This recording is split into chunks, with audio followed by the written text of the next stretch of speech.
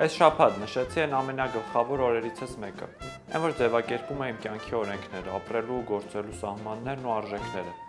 Նշեցի, բայց չտոնեցի, թե տրամադրությունս այսօրվա հետ կապված շատ փոփոխական է, մանավանդ այս տարի։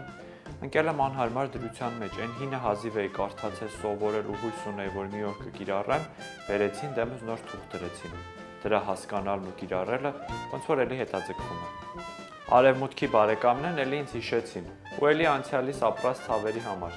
Հերթական անգամ հավաքվեցին ու քննարկեցին, որ իմ պատմությանը չէ ասողը պիտի պատժվի։ Այս անգամ օրենքին չէ ասող չեղավ։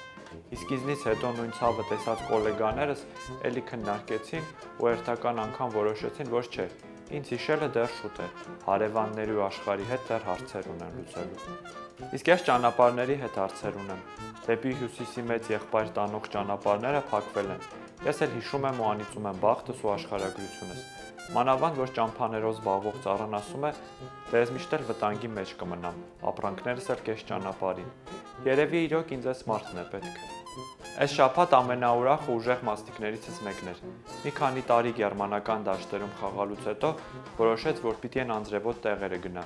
Ես էլ ոգևորվել եմ, կարմրել ու շունչս պահած սպասում եմ աշնանը։ Ու հա, փողերն եմ հաշվում։ Բայց այս միակ դեպքն է, որ շատ չեմ նեղում, թե իմ գրպանից չեն այդ փողերը։